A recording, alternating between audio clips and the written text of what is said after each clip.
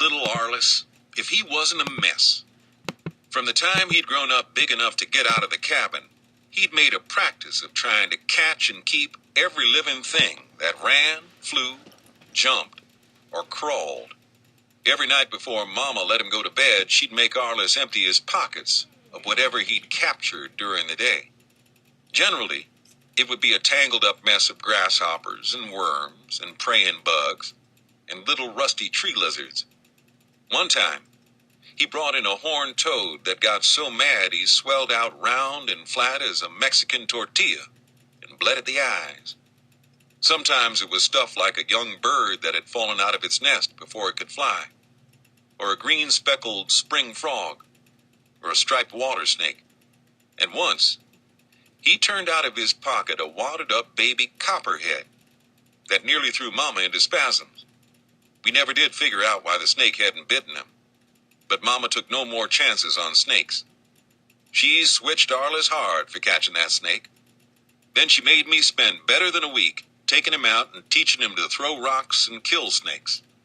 That was all right with little Arliss. If Mama wanted him to kill his snakes first, he'd kill them. But that didn't keep him from sticking them in his pockets along with everything else he'd captured that day.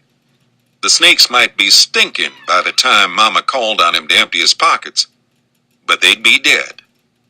Then, after the yeller dog came, little Arliss started catching even bigger game, like cottontail rabbits and chaparral birds, the baby possum that sulked and lay like dead for the first several hours, until he finally decided that Arliss wasn't going to hurt him. Of course, it was old Yeller that was doing the catching. He'd run the game down and turn it over to little Arliss. Then little Arliss could come in and tell Mama a big fib about how he caught it himself. I watched them one day when they caught a blue catfish out of Birdsong Creek. The fish had fed out into waters so shallow that his top fin was sticking out. About the time I saw it, old Yeller and little Arliss did too. They made a run at it.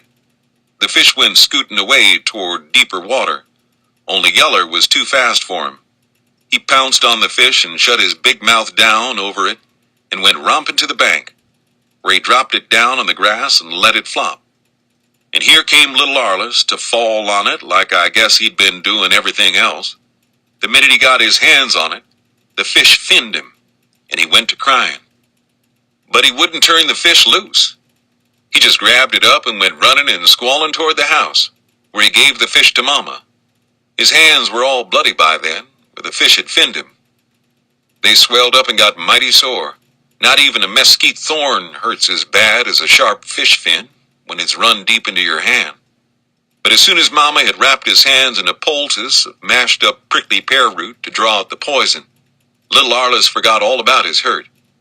And that night, when we ate the fish for supper, he told the biggest windy I ever heard about how he dived way down into a deep hole under the rocks and dragged that fish out and nearly got drowned before he could swim to the bank with it.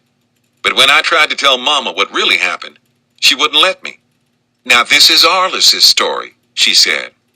"You let him tell it the way he wants to."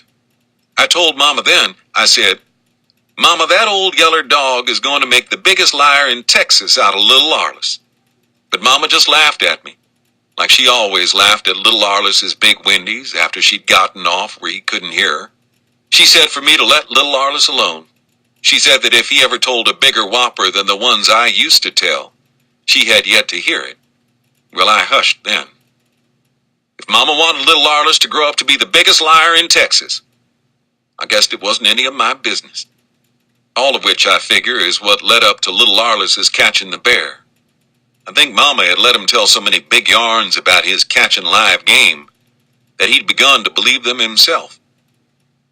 When it happened, I was down the creek a ways, splitting rails to fix up the yard fence where the bulls had torn it down. I'd been down there since dinner, working in a stand of tall, slim post oaks. I'd chop down a tree, trim off the branches as far up as I wanted, then cut away the rest of the top. After that, I'd start splitting the log. I'd split the log by driving steel wedges into the wood. I'd start at the big end and hammer in a wedge with the backside of my axe.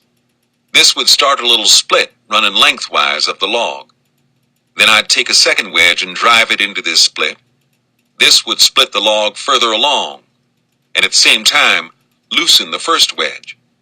Then I'd knock the first wedge loose and move it up in front of the second one. Driving one wedge ahead of the other like that, I could finally split a log in two halves. Then I'd go to work on the halves, splitting them apart. That way, from each log, I'd come out with 4 rails. Swinging that chopping axe was sure hard work. The sweat poured off me. My back muscles ached. The axe got so heavy I could hardly swing it. My breath got harder and harder to breathe. An hour before sundown, I was worn down to a nub. It seemed like I couldn't hit another lick. Papa could have lasted till past sundown, but I didn't see how I could. I shouldered my axe and started toward the cabin, trying to think up some excuse to tell Mama to keep her from knowing I was played clear out. That's when I heard little Arliss scream. Well, little Arliss was a screamer by nature. He'd scream when he was happy and scream when he was mad, and a lot of times he'd scream just to hear himself make a noise. Generally, we paid no more mind to his screaming than we did to the gobble of wild turkey. But this time was different. The second I heard his screaming, I felt my heart flop clear over. This time I knew little Arliss was in real trouble. I tore out up the trail leading toward the cabin. A minute before, I'd been so tired out with my rail splitting that I couldn't have struck a trot. But now I raced through the tall trees in that creek bottom, covering ground like a scared wolf. Little Arliss's second scream, when it came, was louder and shriller and more frantic sounding than the first. Mixed with it was a whimpering, crying sound that I knew didn't come from him. It was a sound I'd heard before, and seemed like I ought to know what it was, but right then I couldn't place it. Then from way off to one side came a sound that I would have recognized anywhere. It was the coughing roar of a charging bear. I'd just heard it once in my life. That was the time Mama had shot and wounded a hog-killing bear, and Papa had had to finish it off with a knife to keep it from getting her. My heart went to pushing up into my throat, nearly choking off my wind. I strained for every lick of speed I could get out of my running legs. I didn't know what sort of fix little Arliss had got himself into, but I knew that it had to do with a mad bear, which was enough. The way the late sun slanted through the trees had the trail all cross-banded with streaks of bright light and dark shade. I ran through these bright and dark patches so fast that the change in light nearly blinded me. And suddenly, I raced out into the open where I could see ahead, and what I saw sent a chill clear through to the marrow of my bones. There was little Arliss, down in that spring hole again. He was lying half in and half out of the water, holding on to the hind leg of a little black bear cub no bigger than a small coon. The bear cub was out on the bank, whimpering and crying and clawing the rocks with all 3 of his other feet, trying to pull away. But little Arliss was holding on for all he was worth, scared now and screaming his head off, too scared to let go. How the bear cub ever came to prowl close enough for little Arliss to grab him, I don't know. And why he didn't turn on him and bite loose, I couldn't figure out either.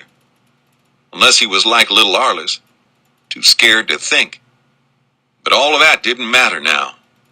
What mattered was the bear cub's mama. She'd heard the cries of her baby and was coming to save him. She was coming so fast that she had the brush popping and breaking as she crashed through and over it. I could see her black heavy figure piling off down the slant on the far side of Birdsong Creek. She was roaring mad and ready to kill. And worst of all, I could see that I'd never get there in time. Mama couldn't either. She'd heard Arliss too. And here she came from the cabin, running down the slant toward the spring, screaming at Arliss, telling him to turn the bear cub loose. But little Arliss wouldn't do it. All he'd do was hang with that hind leg and let out one shrill shriek after another as fast as he could suck in a breath. Now the she-bear was charging across the shallows in the creek. She was knocking sheets of water high in the bright sun, charging with her fur up and her long teeth bared, filling the canyon with that awful coughing roar. And no matter how fast Mama ran or how fast I ran, the she-bear was going to get there first. I think I nearly went blind then, picturing what was going to happen to little Arliss. I know that I opened my mouth to scream, and not any sound came out. Then, just as the bear went lunging up the creek bank toward little Arliss and her cub, a flash of yellow came streaking out of the brush. It was that big yeller dog. He was roaring like a mad bull.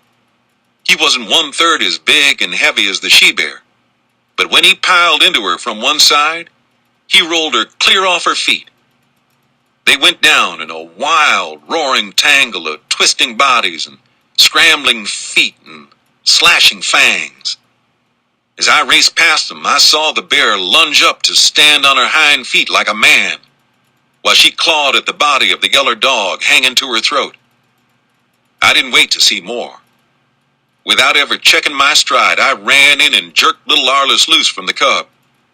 I grabbed him by the wrist and yanked him up out of that water and slung him toward Mama like he was a half-empty sack of corn. I screamed at Mama, "Grab him, Mama! Grab him and run!" Then I swung my chopping axe high and wheeled, aiming to cave in the she-bear's head with the first lick. But I never did strike. I didn't need to. Old Yeller hadn't let the bear get close enough. He couldn't handle her. She was too big and strong for that. She'd stand there on her hind feet, hunched over, and take a roaring swing at him with one of those big front claws. She'd slap him head over heels. She'd knock him so far that it didn't look like he could possibly get back there before she charged again, but he always did. He'd hit the ground rolling, yelling his head off with the pain of the blow, but somehow he'd always roll to his feet. And here he'd come again, ready to tie into her for another round. I stood there with my axe raised, watching them for a long moment. Then from up toward the house I heard Mama calling, "Come away from there, Travis. Hurry, son, run." That spooked me. Up till then, I'd been ready to tie into that bear myself. Now suddenly I was scared out of my wits again. I ran toward the cabin. But like it was, old Yeller nearly beat me there. I didn't see it, of course. But Mama said that the minute old Yeller saw we were all in the clear and out of danger, he threw the fight to that she-bear and lit out for the house. The bear chased him for a little piece, but at the rate old Yeller was leaving her behind, Mama said it looked like the bear was backing up. But if the big yeller dog was scared or hurt in any way when he came dashing into the house, he didn't show it. He sure didn't show it like we all did.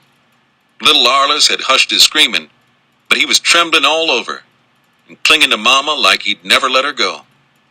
And Mama was sitting in the middle of the floor, holding him up close and crying like she'd never stop. And me, I was close to crying myself. Old Yeller, though, all he did was come bounding in to jump on us and lick us in the face and bark so loud that there inside the cabin, the noise nearly made us deaf. The way he acted, you might have thought that bear fight hadn't been anything more than a rowdy romp that we'd all taken part in for the fun of it.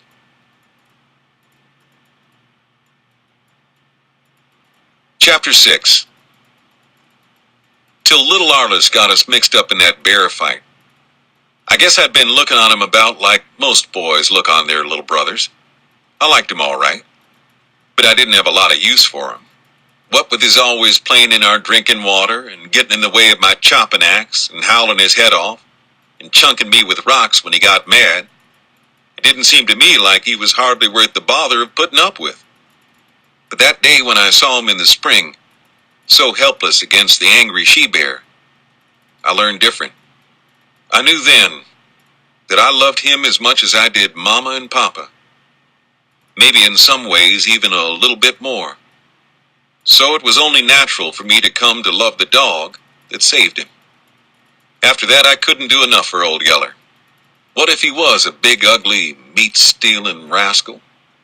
What if he did fall over and yell bloody murder every time I looked crossways at him?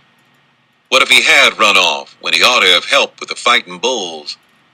None of that made a lick of difference now. He'd pitched in and saved little Arliss when I couldn't possibly have done it. and that was enough for me. I petted him and made over him till he was wiggling all over to show how happy he was. I felt mean about how I treated him and did everything I could to let him know. I searched his feet and pulled out a long mesquite thorn that had become embedded between his toes. I held him down and had Mama hand me a stick with a coal of fire on it, so I could burn off 3 big bloated ticks that I found inside one of his ears. I washed him with lye soap and water, then rubbed salty bacon grease into his hair all over to rout the fleas. And that night after dark, when he sneaked into bed with me and little Arliss, I let him sleep there and never said a word about it to Mama. I took him and little Arliss squirrel hunting the next day. It was the first time I'd ever taken little Arliss on any kind of hunt. He was such a noisy pest that I always figured he'd scare off the game. As it turned out, he was just as noisy and pesky as I'd figured. He'd follow along, keeping quiet like I told him, till he saw maybe a pretty butterfly floating around in the air. Then he'd set up a yell you could have heard a mile off and go chasing after the butterfly. Of course, he couldn't catch it, but he would keep yelling at me to come help him. Then he'd get mad because I wouldn't, and yell still louder. Or maybe he'd stop to turn over a flat rock. Then he'd stand yelling at me to come back and look at all the yellow ants, centipedes, and crickets, and stinging scorpions that went scurrying away, hunting new hiding places. Once he got hung up in some briars and yelled till I came back to get him out. Another time he fell down and struck his elbow on a rock and didn't say a word about it for several minutes until he saw blood seeping out of a cut on his arm. Then he stood and screamed like he was being burnt with a hot iron. With that much racket going on, I knew we'd scare all the game clear out of the country, which I guess we did, all but the squirrels. They took to the trees where they could hide from us, but I was lucky enough to see which tree one squirrel went up, so I put some of little Arliss's racket to use. I sent him in a circle around the tree, beating on the grass and bushes with a stick, while I stood waiting. Sure enough, the squirrel got to watching little Arliss and forgot me. He kept turning around the tree limb to keep it between him and little Arliss, till he was on my side in plain sight. I shot him out of the tree, the first shot. After that, old Geller caught on to what game we were after. He went to work then, trailing and treeing the squirrels that little Arliss was scaring up off the ground. From then on, with Yeller to tree the squirrels and little Arliss to turn them on the tree limbs, we had pickings. Wasn't but a little bit till I'd shot 5, more than enough to make us a good squirrel fry for supper. A week later, old Yeller helped me catch a wild gobbler that I'd have lost without him. We had gone up to the corn patch to pick a beta of black-eyed peas. I was packing my gun, just as we got up to the slab rock fence that Papa had built around the corn patch. I looked over and spotted this gobbler doing our pea picking for us. The pea pods were still green yet, most of them no further along than snapping size. This made them hard for the gobbler to shell, but he was working away at it, pecking and scratching so hard that he was raising a big dust out in the field. "Why, that old rascal," Mama said. "He's just clawing those pea vines all to pieces." "Hush, Mama," I said. "Don't scare him." I lifted my gun and laid the barrel across the top of the rock fence. "I'll have him ready for the pot in just a minute." It wasn't a long shot, and I had him sighted in, dead to rights. I aimed to stick a bullet right where his wings hinged to his back. I was holding my breath and already squeezing off, when little Arliss, who'd gotten behind, came running up. "What you shooting at, Travis?" he yelled at the top of his voice. "What you shooting at?" Well, that made me and the gobbler both jump. The gun fired and I saw the gobbler go down. But a second later he was up again, streaking through the tall corn, dragging a broken wing. For a second I was so mad at little Arliss I could have wrung his neck like a frying chickens. I said, "Arliss, why can't you keep your mouth shut? You made me lose that gobbler." Well, little Arliss didn't have sense enough to know what I was mad about. Right away he puckered up and went to crying and leaking tears all over the place. Some of them splattered clear down on his bare feet, making dark splotches in the dust that covered them. I always did say that when little Arliss cried, he could shed more tears faster than any crier I ever saw. "Wait a minute," Mama put in. "I don't think you've lost your gobbler yet. Look yonder." She pointed and I looked. And there was old Yeller, jumping the rock fence and racing toward the pea patch. He ran up to where I'd knocked the gobbler down. He circled the place one time, smelling the ground and wiggling his stub tail. Then he took off through the corn the same way the gobbler went, yelling like I was beating him with a stick. When he barked treed a couple of minutes later, it was in the woods, the other side of the corn patch. We went to him. We found him jumping at the gobbler that had run up a stooping live oak and was perched there, panting, just waiting for me. So in spite of the fact that little Arliss had caused me to make a bad shot, we had us a real sumptuous supper that night. Roast turkey with cornbread dressing and watercress and wild onions that little Arliss and I found growing down in the creek next to the water. But when we tried to feed old Yeller some of the turkey, on account of his saving us from losing it, he wouldn't. He'd lick the meat and wiggle his stub tail to show how grateful he was, but he didn't swallow down more than a bite or two. That puzzled Mama and me, because when we remembered back, we realized that he hadn't been eating anything we'd fed him for the last several days. Yet he was fat, and with hair as slick and shiny as a dog eating 3 square meals a day. Mama shook her head. "If I didn't know better," she said, "I'd say that dog was sucking eggs. But I've got 3 hens setting, and 1 with bitty chickens, and I'm getting more eggs from the rest of them than I've gotten since last fall. So he can't be robbing the nests." Well, we wondered some about what old Yeller was living on, but didn't worry about it. That is, not until the day Bud Searcy dropped by the cabin to see how we were making out. Bud Searcy was a red-faced man with a bulging middle who liked to visit around the settlement and sit and talk hard times and spit tobacco juice all over the place and wait for somebody to ask him to dinner.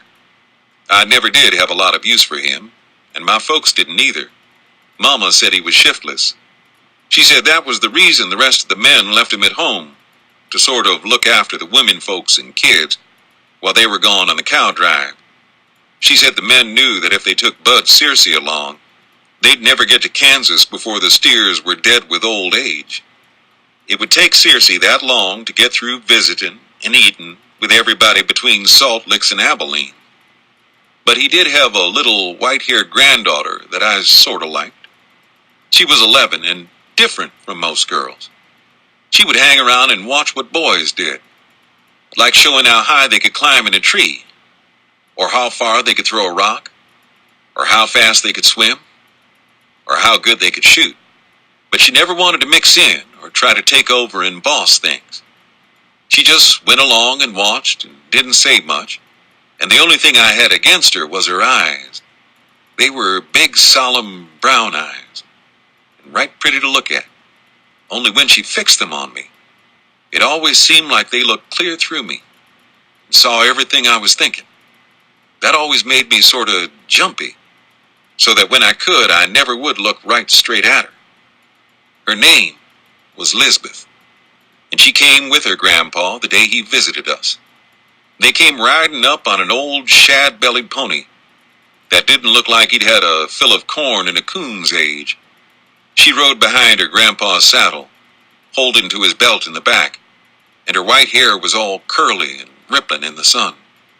Trotting behind them was a blue-ticked she-dog that I always figured was one of Belle's pups. Old Yeller went out to bathe them as they rode up. I noticed right off that he didn't go about it like he really meant business. His yelling bays sounded a lot more like he was just barking because he figured that's what we expected him to do. And the first time I hollered at him, telling him to dry up all that racket, he hushed, which surprised me, as hard-headed as he generally was.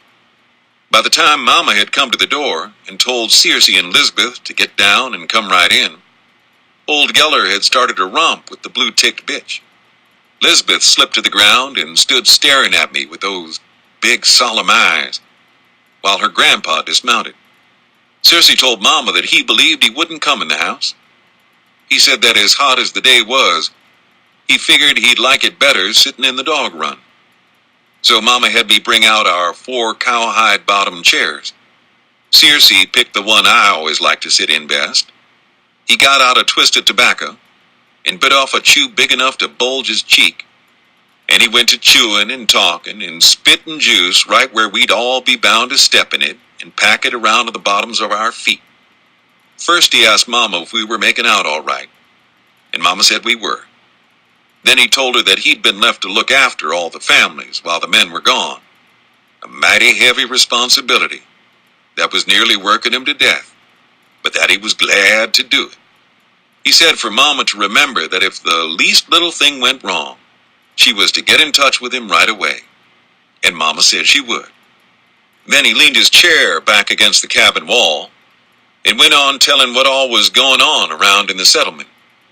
He told about how dry the weather was, about how he looked for all the corn crops to fail and the settlement folks to be scraping the bottoms of their meal barrels long before next spring. He told how the cows were going dry and the gardens were failing. He told how Jed Simpson's boy Rosal was sitting at a turkey roost waiting for a shot when a fox came right up and tried to jump on him, and Rosal had to club it to death with his gun butt. This sure looked like a case of hydrophobia to Searcy, as anybody knew that no fox in his right mind was going to jump on a hunter, which reminded him of an uncle of his that got mad dog bit down in the piney woods of East Texas. This was way back when Searcy was a little boy. As soon as the dog bit him, the man knew he was bound to die. So he went and got a big log chain and tied one end around the bottom of a tree and the other one to one of his legs. And right there he stayed till the sickness got him and he lost his mind. He slobbered at the mouth and moaned and screamed and ran at his wife and children trying to catch them and bite them. Only, of course, the chain around his leg held him back, which was the reason he chained himself to the tree in the first place. And right there, chained to that tree, he finally died. And they buried him under the same tree. Bud Searcy sure hoped that we wouldn't have an outbreak of hydrophobia in Salt Licks and all die before the men got back from Kansas. Then he talked a while about a panther that had caught and killed one of Joe Anson's colts, and how the Anson boys had put their dogs on the trail.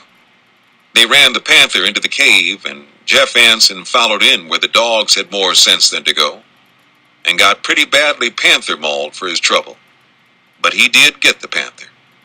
Searcy talked till dinner time, said not a word all through dinner, and then went back to talking as quick as he'd swallowed down the last bite. He told how some strange varmint that wasn't a coyote, possum, skunk, or coon had recently started robbing the settlement blind. Or maybe it was even somebody. Nobody could tell for sure. All they knew was that they were losing meat out of their smokehouses, eggs out of their hens' nests, and sometimes even whole pans of cornbread that the women folks had set out to cool. Ike Fuller had been barbecuing some meat over an open pit and left it for a minute to go get a drink of water and came back to find that a 3 or 4 pound chunk of beef ribs had disappeared like it had gone up in smoke. Salt Licks folks were getting pretty riled about it, Searcy said, and guessed it would go hard with whatever or whoever was doing the raiding, if they ever learned what it was. Listening to this, I got an uneasy feeling. The feeling got worse a minute later, when Lisbeth motioned me to follow her off down to the spring. We walked clear down there, with Old Yeller and the blue-tick dog following with us, before she finally looked up at me and said, "It's him." "What do you mean?" I said. "I mean it's your big yeller dog," she said. "I saw him." "Do what?" I asked. "Steal that bait of ribs," she said. "I saw him get a bunch of eggs, too, from one of our nests." I stopped then and looked straight at her, and she looked straight back at me. and I couldn't stand it and had to look down. "But I'm not going to tell," she said. I didn't believe her. "I bet you do," I said. "No, I won't," she said, shaking her head. "I wouldn't, even before I knew he was your dog." "Why?" "Because Miss Prissy is going to have pups." "Miss Prissy?" "That's the name of my dog, and she's going to have pups. And your dog will be their papa. And I wouldn't want their papa to get shot."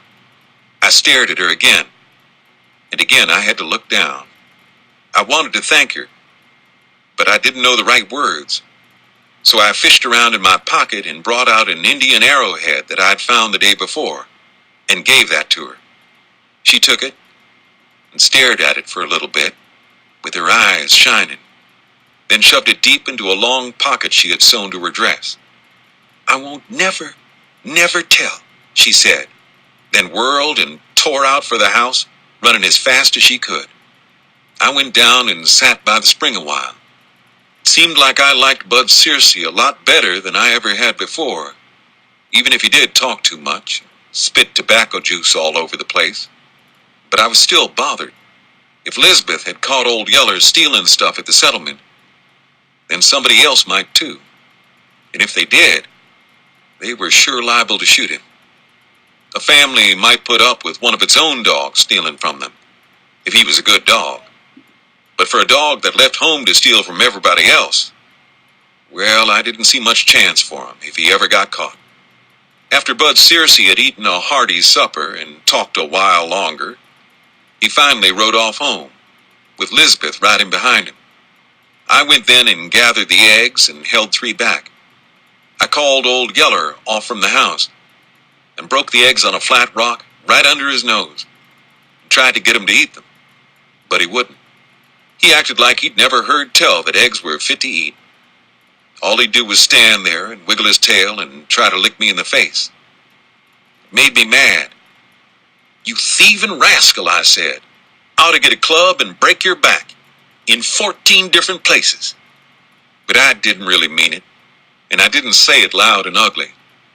I knew that if I did, he'd fall over and start yelling like he was dying. And there I'd be in a fight with little Arliss again. "When they shoot you, I'm going to laugh," I told him. But I knew that I wouldn't.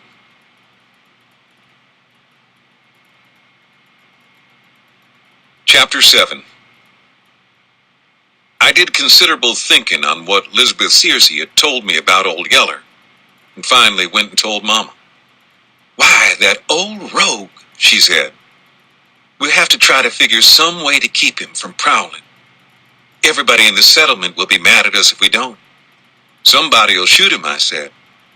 "Try tying him," she said. So I tried tying him. But we didn't have any baling wire in those days, and he could chew through anything else before you could turn your back.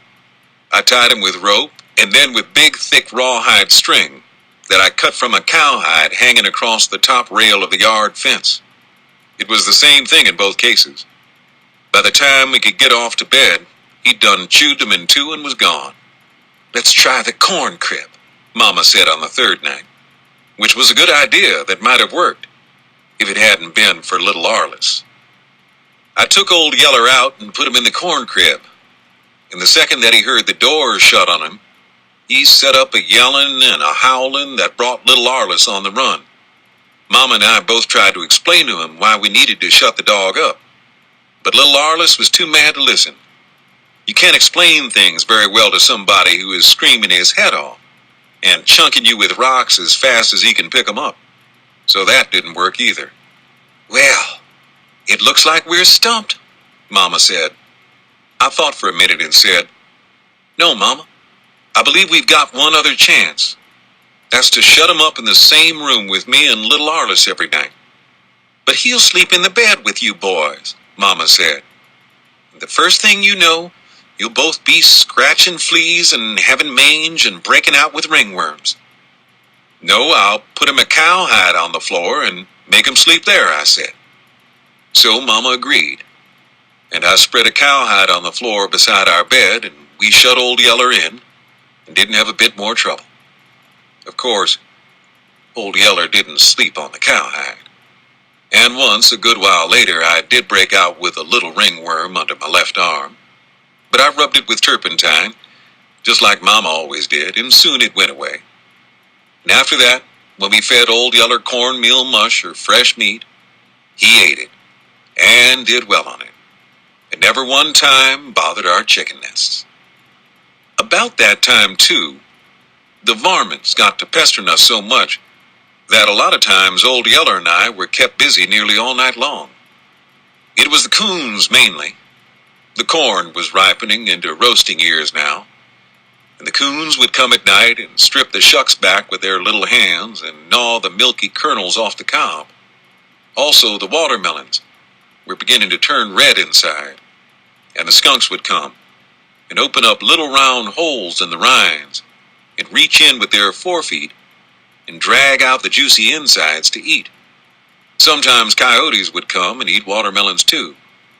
And now and then a deer would jump into the field and eat corn, melons, and peas. So Old Yeller and I took to sleeping in the corn patch every night. We slept on the cowhide that Yeller never would sleep on at the house. That is, we did when we got to sleep. Most of the night we'd be up fighting coons. We slept out in the middle of the patch, where Yeller could scent a coon clear to the fence on every side. We'd lie there on the cowhide and look up at the stars, listen to the warm night breeze rustling the corn blades. Sometimes I'd wonder what the stars were, and what kept them hanging up there so high and bright, and if Papa, way off up yonder in Kansas, could see the same stars I could see. I was getting mighty lonesome to see Papa. With the help of Old Yeller, I was taking care of things all right, but I was sure beginning to wish that he'd come back home. Then I'd think a while about the time when I'd get big enough to go off on a cow drive myself, riding my own horse, see all the big new country of plains and creeks and rivers and mountains and timber and new towns and Indian camps. Then finally, just about the time I started drifting off to sleep, I'd hear Old Yeller rise to his feet and go padding off through the corn. A minute later, his yelling bay would lift from some part of the corn patch, and I'd hear the fighting squall of some coon caught stealing corn. Then I'd jump to my feet and go running through the corn, shouting encouragement to Old Yeller. "Get him, Yeller," I'd holler. "Tear him up." And that's what Old Yeller would be trying to do. But a boar coon isn't an easy thing to tear up. For one thing, he'll fight you from sundown till sunup. He's not big for size, but the longer you fight him, the bigger he seems to get. He fights you with all 4 feet and every tooth in his head, and enough courage for an animal 5 times his size. On top of that, he's fighting inside a thick hide that fills a dog's mouth like a wad of loose sacking. The dog has a hard time ever really biting him. He just squirms and twists around inside that hide and won't quit fighting, even after the dog's got enough and is ready to throw the fight to him. Plenty of times, Papa and I had seen a boar coon whip Bell, run him off, then turn on us and chase us clear out of a cornfield. It was easy for me to go running through the dark cornfields, yelling for Old Yeller to tear up a thieving coon. But it wasn't easy for Old Yeller to do it. He'd be yelling and the coon would be squalling, and they'd go wallowing and clawing and threshing through the corn, popping the stalks as they broke them off, making such an uproar in the night that it sounded like murder. But generally, when the fight was over, the coon went one way and Old Yeller the other, both of them pretty well satisfied to call it quits. We didn't get much sleep of a night while all this was going on, but we had us a good time and saved the corn from the coons. The only real bad part of it was the skunks. What with all the racket we made coon fighting, the skunks didn't come often. But when one did come, we were in a mess. Old Yeller could handle a skunk easy enough. All he had to do was rush in, grab it by the head, and give it a good shaking. That would break the skunk's neck, but it wouldn't end the trouble, because not even a hoot owl can kill a skunk without getting sprayed with his scent. And skunk scent is a smell that won't quit. After every skunk killing, Old Yeller would get so sick that he could hardly stand it. He'd snort and drool and slobber and vomit. He'd roll and wallow in the dirt and go dragging his body through tall weeds trying to get the scent off, but he couldn't. Then finally he'd give up and come lie down on the cowhide with me.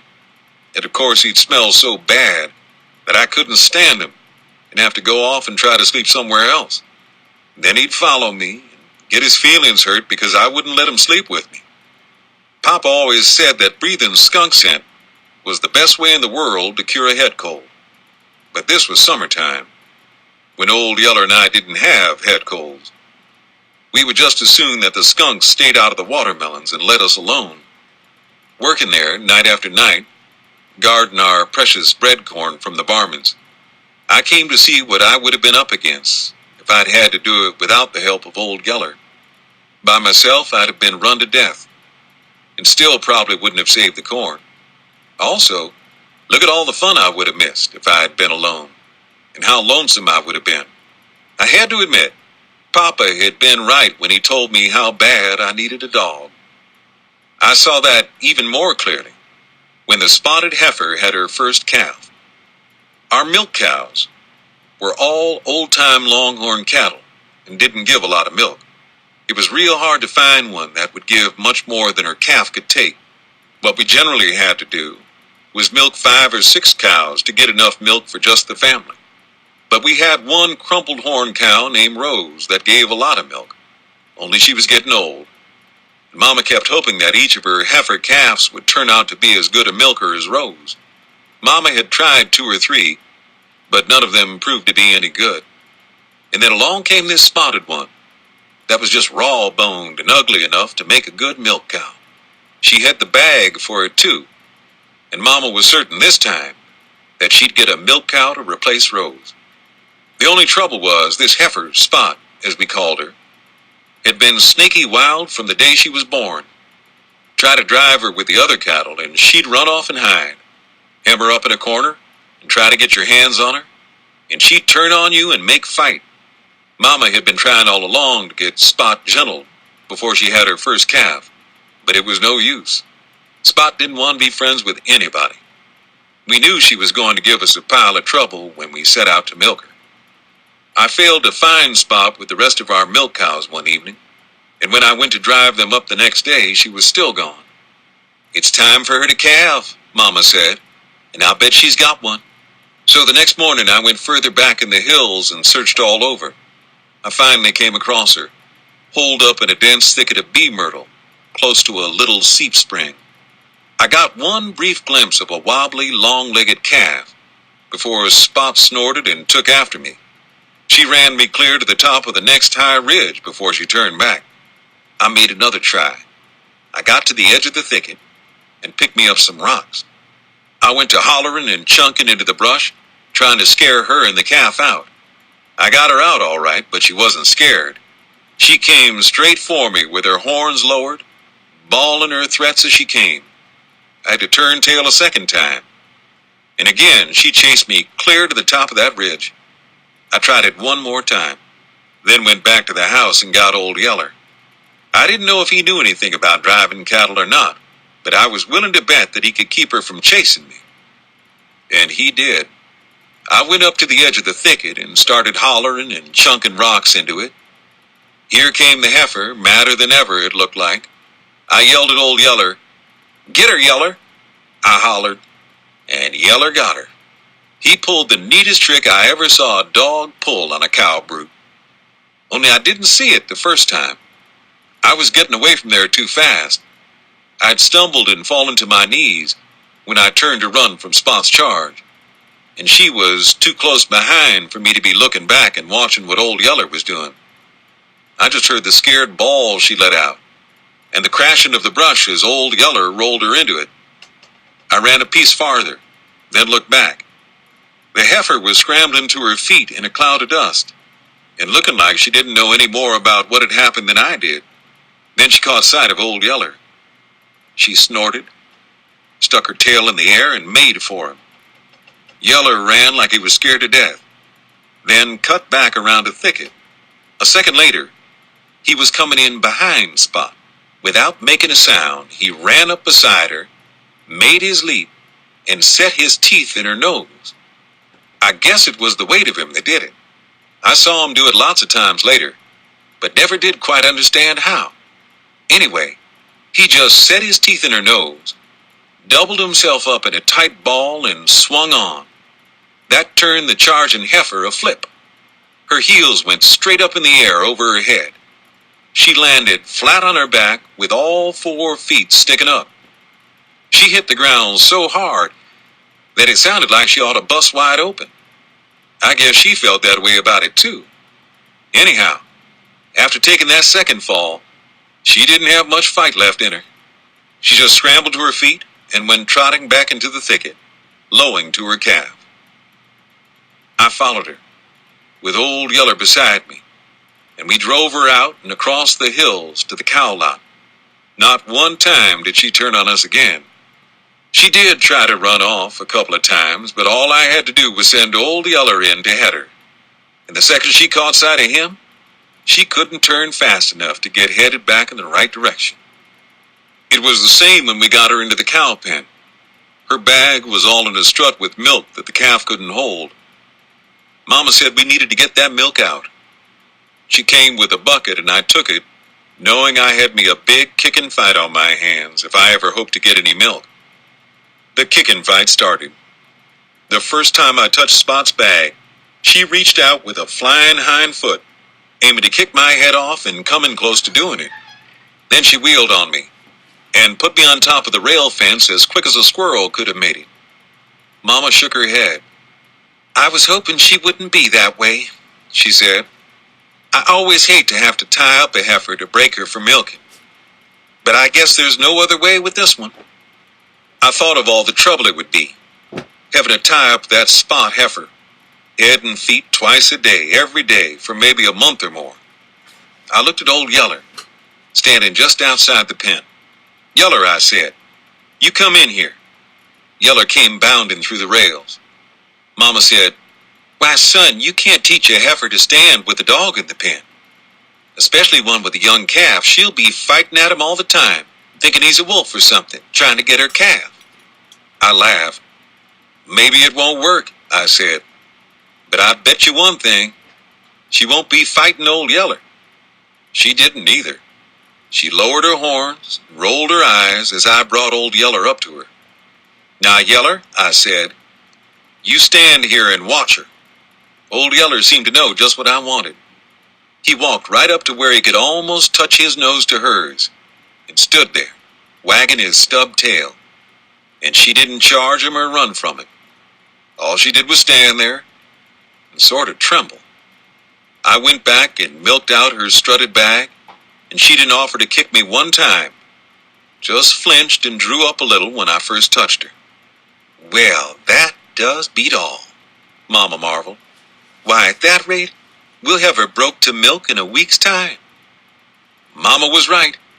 Within 3 days after we started, I could drive Spot into the pen, go right up and milk her, and all she'd do was stand there and stare at Old Yeller. By the end of the second week, she was standing and belching and chewing her cud, the gentlest cow I ever milked.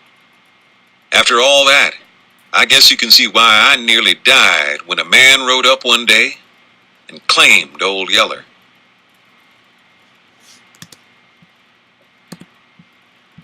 Chapter 8.